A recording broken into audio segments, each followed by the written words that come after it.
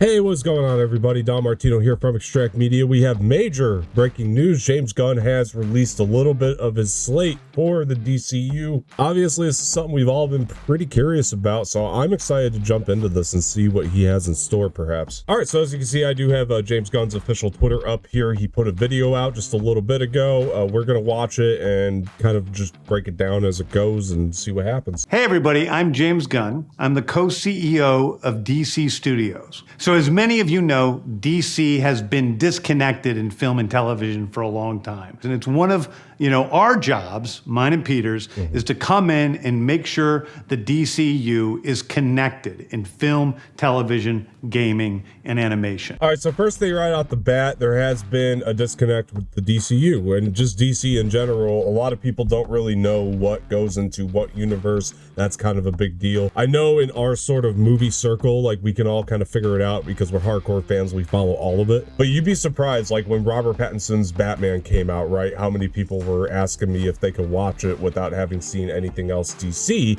And obviously you just answer yes, and hopefully they watch it from there. But a lot of people just felt lost with that. I don't know if a lot of people realize that. So I did want to just bring that up here really quick. The characters are consistent, played by the same actors, and it works within one story. And if something is outside of that, like Matt Reeves' Batman or Todd Phillips' Joker or Teen Titans Go, that it is clearly labeled as DC Elseworlds, outside of the mainstream DCU continuity. So I love this because, again, it's just reiterating what I just said, but now they're going to have a label for these sort of outside movies that take place outside of the universe. DC Elseworlds, that sounds really cool. I like this. Hopefully it kind of keeps things more in check and people are less confused because they're going to see that label, and that'll become a thing over time. At first it's going to be confusing to people, but I think over time we're going to really see a trend with this, so I really like that. Now, Peter and I have gotten pretty lucky in terms of the 4 projects that are coming out over the next year. First, we have Shazam, Fury of the Gods.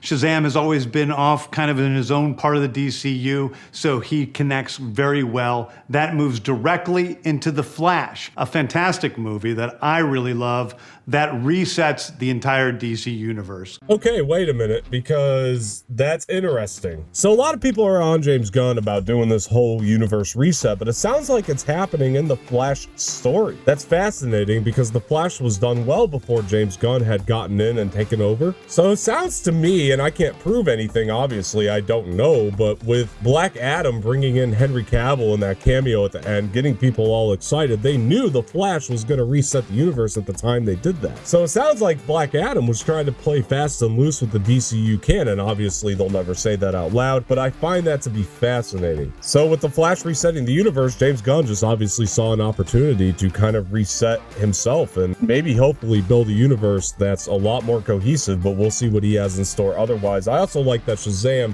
is going to lead directly into the Flash, as he said. Hopefully those 2 stories are cohesive together as well. It'll just help the universe feel better. And I'm really looking forward to Shazam too, by the way. And then to move into Blue Beetle, a fantastic film about a kid who's a marvelous part of the DCU, and then into Aquaman 2, which leads directly into our next few projects, which I'm going to tell you about now. So yeah, it does sound like Blue Beetle and Aquaman, which we know are coming out. Those both sound like they're going to take place in this reset universe as it is. So that's interesting. So they already kind of had this set up, already planned. I'm very fascinated by this. I do think that bodes well for the Blue Beetle character. I think Zoto Manduenia will be playing the Blue Beetle for a little while at this point. Fascinating stuff here, guys. Fascinating stuff. As far as Jason Momoa's Aquaman, it's kind of open right now to see if he'll be playing that character or not. I think it's going to have to depend on what happens in Aquaman: The Lost City. So I'm really looking forward to that now. This really helps because it builds hype on all of the movies that we know are already coming out, all the stuff that was kind of left over from the AT&T acquisition back in the day. Peter and I, along with a group of very talented writers, have started to map out an 8 to 10 year plan of what DC Studios will be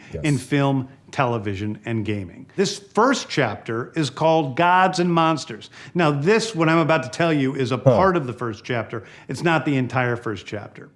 The first project is Creature Commandos. Creature Commandos is an animated series. Okay. I've written all the episodes.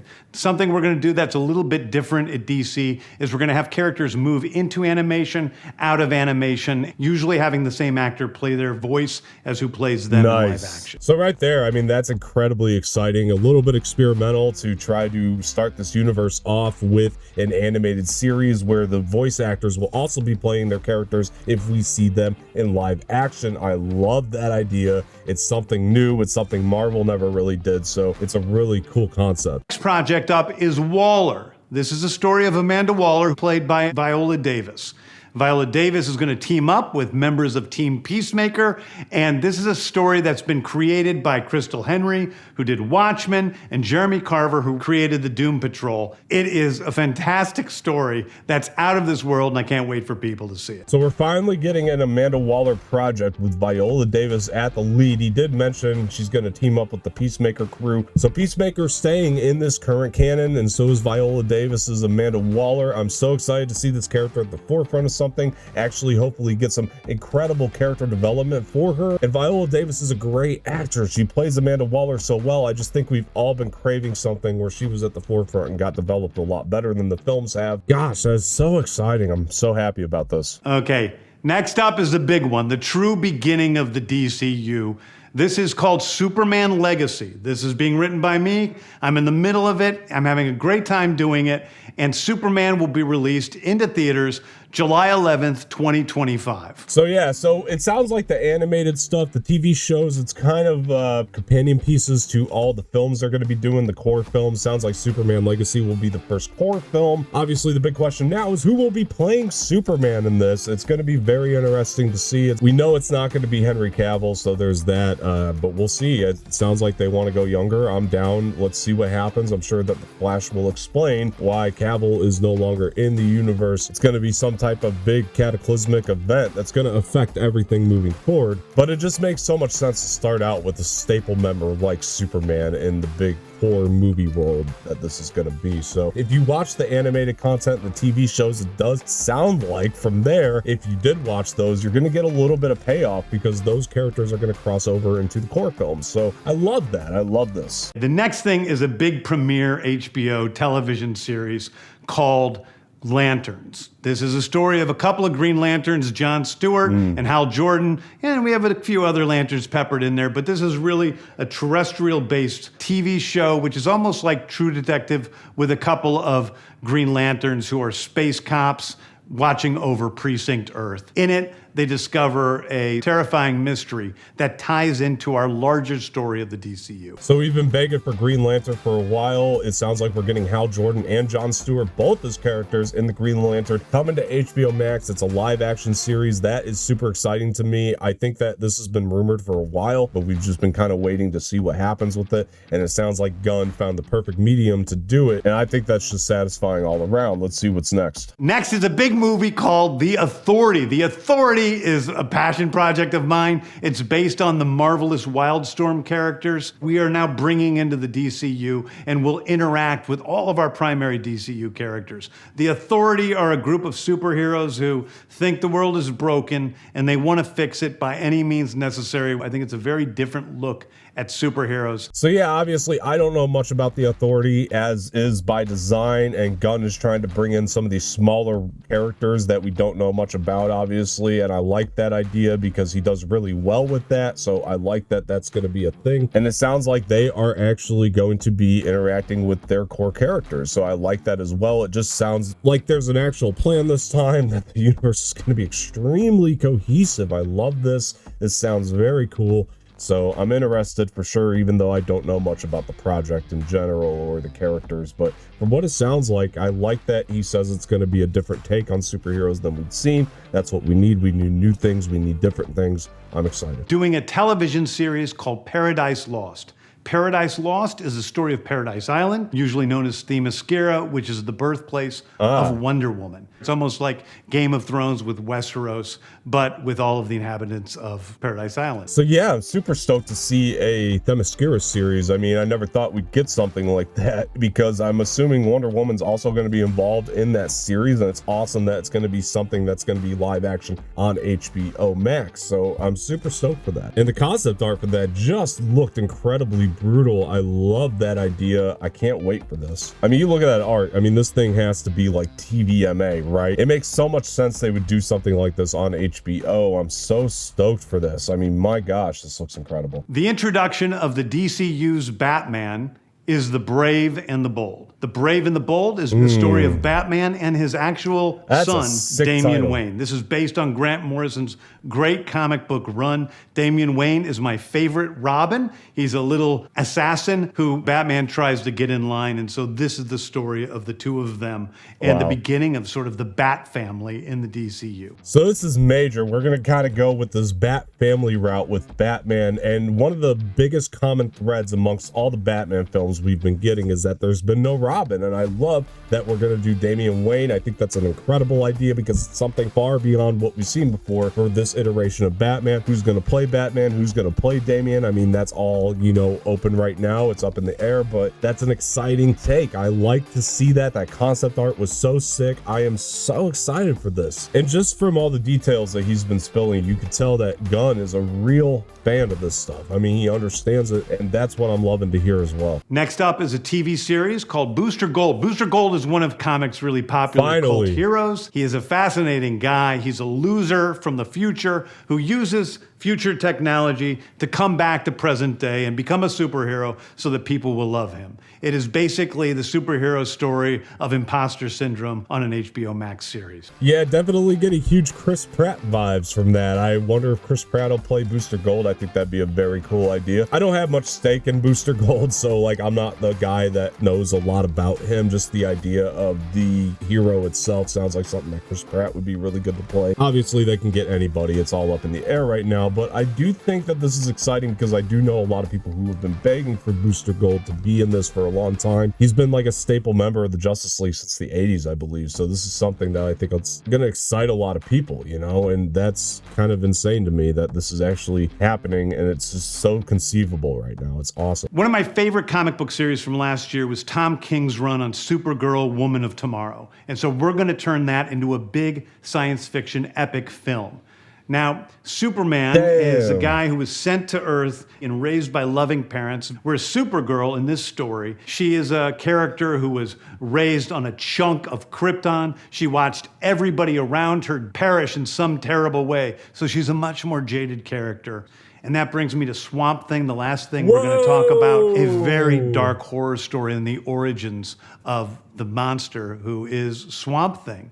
And although it's totally outside of the rest of the DCU, it will still feed into the rest of the stories. So I didn't watch the Swamp Thing series back in the day when it came out, but I know that people were so excited about it after just one episode, and then it gets canceled. And that's awesome that they're bringing it to film. Gunn knows what he's doing. That's a big fan pleaser right there to bring Swamp Thing into it. That's exciting. I cannot wait. I do wish it was a series, but who knows what the future holds for the character. I like that he's testing it out in film to start with, and hopefully that'll be pretty cool. I'm excited to see that. I did want to go back here and look at this Supergirl Woman of Tomorrow film though that's going to be happening, because look at that concept art. I mean, this looks like an edgier Supergirl, and the way he describes it, what I love about that is it actually makes me interested in reading Supergirl comics now. Now I want to go in and read the comics that this is actually going to be based on, at least loosely, and I like that because that artwork right there, holy shit, that is exactly what I would want in a Supergirl to get somebody like me interested in Supergirl a lot more. I know the show that they did a long time ago kind of failed for a lot of people, so look at that art. That is incredible. I am so excited about this. She looks broken and lost, and I like this idea. This is super exciting stuff, guys. All right, we got a little bit left to go, so let's go ahead and take care of the rest. Anyway, those are the stories that I can tell you about right now. I've loved the DC characters since I was a child. They're incredibly important to me. I knew that this was a once-in-a-lifetime opportunity to do something very different. One of the things that's very important for me in all of these movies and TV series is that the director's vision and the vision of the writers and all of the creators is unique and something special. Storytelling is always king. That's all that matters to us. And I want to be true to those stories. I want to be true to you guys and really give you something different than you've ever seen before. Anyway, thank you, everybody. I appreciate you watching. I hope this was exciting for you because it's really exciting for me. And I can't wait to start to dive into these stories with you guys on this grand adventure.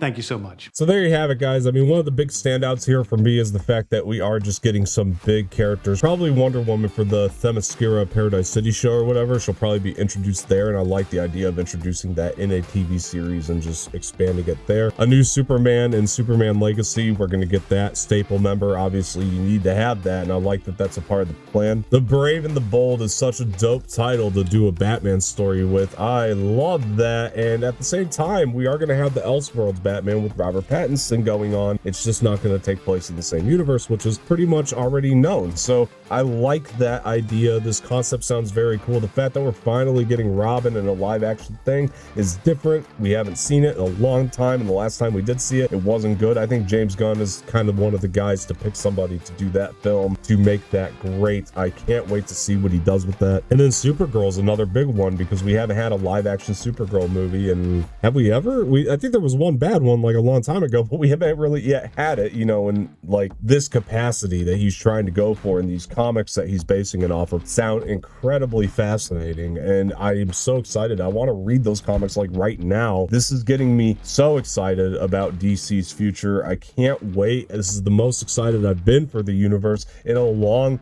time because of the cohesiveness. You can just feel the love coming out of James Gunn. He loves this property. We haven't had a spokesperson like this for DC ever, so this is fantastic to see, and I love that this is happening. All right, guys, but that's my take. I want to know your guys' takes. Please be civil about this in the comments. I know we're going to have disagreements, and that's okay. It's all subjective right now. We haven't even seen any of these projects yet, but I do like having a lot more clarification on where things are going. I think that this is awesome. All right, guys, before I get out of here, please hit the like button below, subscribe to the channel, leave some feedback in the comment section, share this with your friends, and hit that bell for notifications. I am Martino once again, and I will talk to you guys later.